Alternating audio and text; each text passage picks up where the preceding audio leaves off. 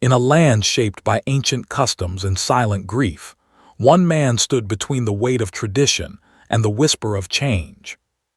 He was a soldier, a son, a witness to a world where girls were traded like cattle and mothers faded without a name.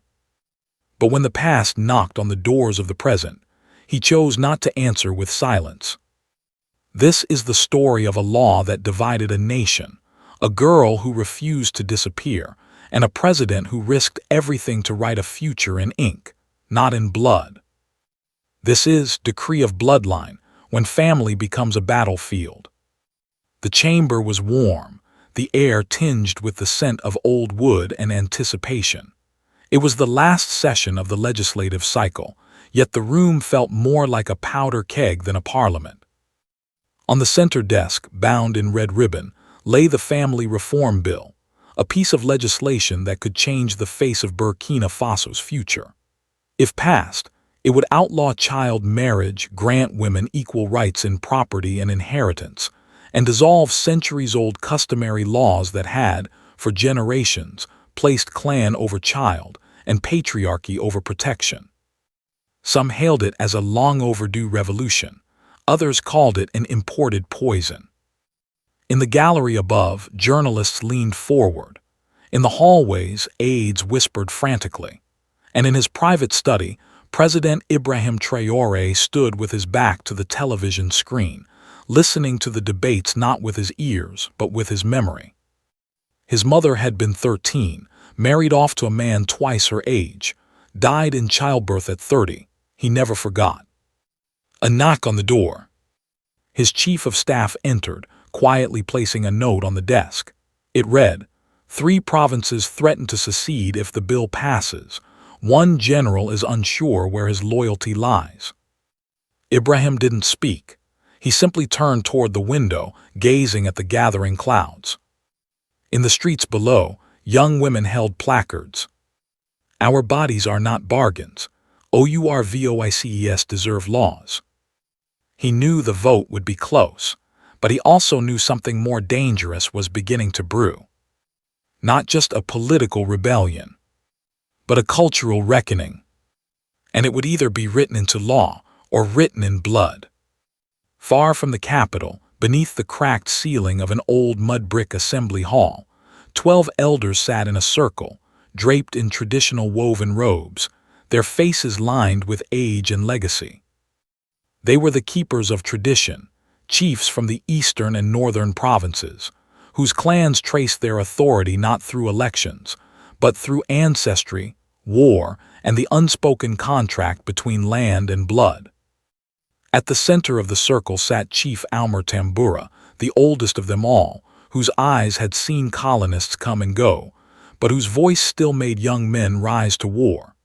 In his hand, he held a printed copy of the Family Reform Bill, its pages creased and annotated. "He was one of us," Almer said, his voice dry like the Sahel wind. "But now he wears the mask of the city, the mask of women with loud voices and men without control." Murmurs of assent followed. One younger chief, barely in his 40s, leaned forward. "If the president signs this, our laws will be beneath their laws, our word worthless, our clans hollowed."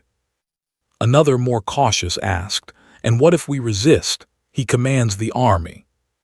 Chief Almer smiled slowly. "He commands uniforms, we command blood." There was no laughter, only the sound of a goat bleating somewhere outside. Then, a decision made without vote or motion. "We will summon the loyalty of our sons, and remind the president that a leader may be chosen by ballots, but he stays in power by the silence or roar of the elders." And so began the whisper campaign. Young men in motorbike brigades began to circulate through villages with messages disguised as proverbs. Markets became arenas of coded conversations, and every family heard the warning. When the tree forgets its roots, the wind will teach it to bow. The rain had returned to Ouagadougou, soft at first, then insistent, washing over the marble steps of the palace like a warning. Inside his office, President Ibrahim Traoré sat alone, The family reform bill spread across his desk like a loaded weapon.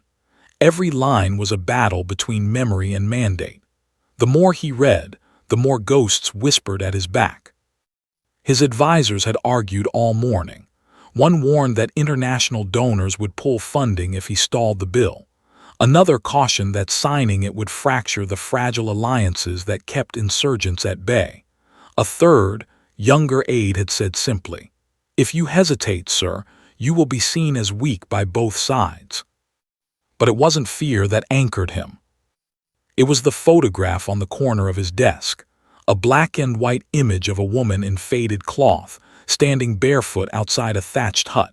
His mother, the woman who had carried water through 3 pregnancies, survived 2 beatings from her husband, and once told him, "Never be the reason a child cries into silence."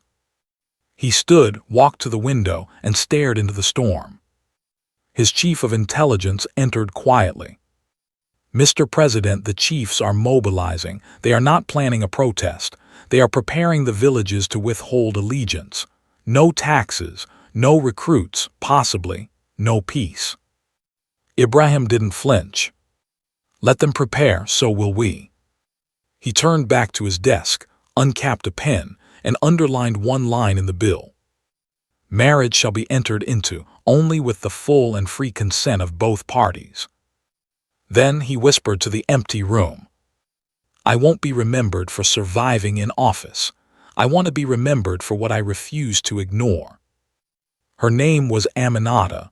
She was 13, and she was about to become someone's wife. The village of Gassi, far in the northern Dustlands, buzzed with quiet preparation. A man named El Hadji Saidu, a trader with 3 wives already, had offered 2 cows, 1 motorcycle, and a stack of CFA francs to secure Aminata as his 4th. Her father said yes. Aminata said nothing. But her silence was not consent, it was terror. That night, under the low flicker of a kerosene lamp, Aminata slipped away. Barefoot, she ran to the only place that had once told her stories of laws, rights, and girls who could say no: the school. But the classroom was empty. Only one person was there, her former teacher, Ms. Diarra, now unpaid, still loyal. Aminata collapsed into her arms, sobbing. "They said I belonged to him now." Ms. Diarra held her until dawn, then made a decision that would change everything. She filmed a video. In it, Aminata stood behind her teacher, trembling but fierce. Her voice cracked as she said, "I am not a cow. I am not a bag of millet. I am a girl. I want to live." The clip was uploaded with the hashtag Let Aminata Live. In less than 24 hours, it reached the capital. Within 48, it reached the world. News outlets replayed her face. Protesters painted her words on cardboard. Activists demanded an emergency vote. In the presidential palace, Ibrahim watched the clip in silence. Then he leaned forward and said, "The National Assembly had never been this full." The Grand Hall pulsed with tension. Delegates from every province had flown in, summoned by urgency and pressure, both from inside the country and far beyond. International observers filled the upper gallery. Protesters crowded the streets outside, their chants drifting through open windows like a haunting drumbeat. "Let Aminata live! Let Aminata live!" Some lawmakers wore traditional robes, others wore suits, all wore the weight of the moment. The speaker banged his gavel. "We are here to vote on the family reform bill. Debate is closed. Conscience shall decide." The screens lit up. Names appeared, green for yes, red for no. At first it was a dead heat. 52 green, 51 red, 2 abstentions, then a pause. Eyes turned to the northwestern delegation. One seat remained unlit. It belonged to Madame Salamata Ouedraogo, a veteran lawmaker born into a powerful chieftain family, long silent on reform. That morning she had received a package. Inside was a handwritten letter. From Aminata. "Please, mother, I've never had. Make them stop giving us away." Now the room watched as Salamata stood. She pressed green. The chamber erupted, some in cheers, some in protest, a few in tears. But on the streets outside, the crowd surged like a river breaking a dam. Women danced, men clapped, children waved cardboard cutouts of Aminata's face. Inside the palace, Ibrahim Traoré closed his eyes and exhaled. Now we write a different story. That night the palace lights burned past midnight. President Ibrahim Traoré stood in his private study, the new bill signed and sealed, resting beneath the protective glass of his desk. Rain lashed the windows, thunder rolled, and somewhere behind the velvet curtains of victory, a storm darker than weather gathered. Colonel Faustin Diallo, head of internal security, entered without knocking. "Sir, we've intercepted chatter, not insurgents, insiders." Ibrahim turned slowly. "How close?" Diallo hesitated, then laid a folder on the desk. Inside, a floor plan of the palace, 3 names circled. One of them wore the Presidential Guard's insignia. "Close enough to know what tea you drink." The reform vote had awakened more than conscience. In the shadows, the bill had crossed a line older than law, the unspoken rule that a president may govern policy but never touch the spine of tradition. Ibrahim had done both, and now knives waited beneath every handshake. That evening, a low-ranking aide found a note slipped under a door, handwritten, unsigned but clear. "The girl will live, but the man will not." A security sweep began. Staff were vetted. Guards were reassigned. Ibrahim moved meetings to different wings, changed his routes, but he made no public statement. Instead, he invited a camera crew. The next morning, he appeared live from the steps of the National Assembly, the law now published, the people watching. "To those who believe change is a threat, you are right, it is, but only to those who never expected to be questioned." And behind him, unnoticed by the crowd, Colonel Diallo scanned the rooftops. Hand on his sidearm, eyes never blinking, waiting for the knife he knew was coming. It started with 10 women. Wrapped in faded wax prints, carrying framed photos of daughters long gone, they arrived at the capital's southern gate just after dawn. No slogans, no chants, just silence, grief made visible. By noon they were 500, by dusk 5,000. The newspapers would later call it spontaneous, but it was sacred. A call passed from mother to mother, from village to village, carried on cooking fires and water pots. Walk for them, speak because they could not. Some had lost girls to childbirth, others to trafficking. Many had daughters married off before they had finished childhood. All had stories, none had been asked. They did not go to the parliament. They went to the palace. From the balcony, President Traoré watched them gather, filling the plaza like waves of color. No guards intervened. No speeches were given. Just one old woman who stepped forward, knelt, and placed a pair of girls' sandals on the ground. "She was 12, she whispered, "and she died before she saw a classroom." A hush fell over the square. Inside the palace, an advisor murmured, "Shall I prepare a statement?" Ibrahim shook his head. "No, prepare chairs. They are not here to be heard. They are here to be answered." That night, in a circle of mothers in silence, he sat down among them and listened. The next morning, the sun broke through clouds like a verdict. President Traoré had barely slept. He stood at the edge of the palace garden, hands clasped behind his back, eyes fixed on the earth, not on the flowers, but on the cracked stone near the mango tree where his mother used to sell oranges when he was a child, before the city forgot her name, before he became a name himself. He remembered the day she bled from the birth of his youngest sister. No doctor came, only silence and old remedies. She was gone before the sun set. The very customs now resisting the family reform bill had dictated her life and death. Inside, a council awaited him. Religious leaders, traditional elders, legal scholars, They came with their words sharpened. Mr. President, we respect your intentions, but you cannot change identity by decree. He nodded. And yet identity was never consulted when our daughters were silenced. Another elder rose. You are inviting chaos. The law will be ignored in the villages, perhaps even resisted. Ibrahim walked to the window. Outside, he saw the pair of sandals still resting at the palace gate, rain-wet, dust-crusted. Then let the law be resisted, he said quietly. Let it be broken by those who fear the future more than they fear their own conscience. That night, alone in his study, he opened a small drawer beneath the bookshelf. Inside was a torn notebook, his mother's. The last page read, "If the world won't protect them, maybe my son will." He pressed his palm to the page and wept, not for the past, but for every daughter still unseen. The ghost of tradition had spoken. And so had he. Rain returned like a drumbeat on destiny.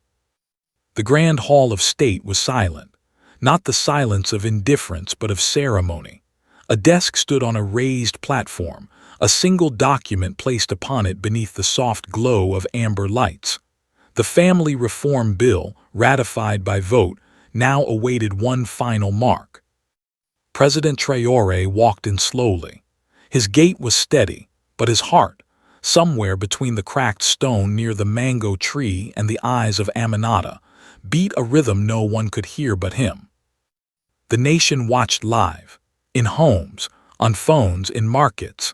Even in the smallest villages, generators rumbled to power old radios.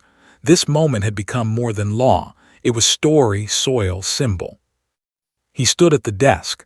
The bill glared up at him, generations of silence woven into its clauses. He reached for the pen, then paused. "This isn't just ink," he said to no one in particular. "This is a line between what we were told we must be and what we dare to become." He signed, and under his signature he wrote 4 words. "For her, for all." The room did not erupt, it inhaled. A country held its breath as the camera panned to his face, not triumphant, not defiant, just resolved. Outside, a breeze lifted the dust. The sandals were gone, but the footprints remained. Weeks passed. The law took effect like quiet rain soaking deep earth, not loud but lasting. Some villages celebrated, others resisted. A few elders vowed defiance, claiming the state had no place in family, but the girls heard and remembered. In the town of Kudugu, a classroom reopened. The teacher pinned a photo of Aminata to the wall and asked the children, "Who knows her name?" Every hand rose. In Bobo Dioulasso, a local chief who once denied girls schooling built a library with his own funds. He named it after his granddaughter. In the presidential palace, Traoré received a letter, scrawled in red crayon on lined notebook paper. "Dear President, when I grow up, I want to be like you. Not because you signed the law, because you listened. Love, Safiatou, age 9. He pinned it beside his mother's notebook. That same week, Aminata stood at a podium in a hall packed with women and girls. She had grown taller, braver. Her school had nominated her to speak on behalf of youth. "This law was not just for me," she said. "It was for the girl who still doesn't know she can say no, for the mother who never got to choose, for the future that finally has a door."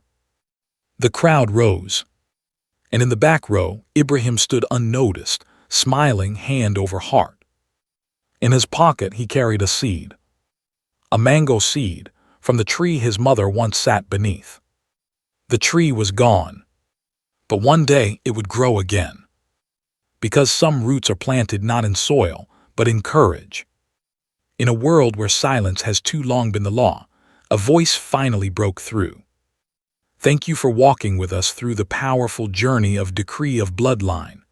A story not just of politics, but of people, not just of law, but of legacy.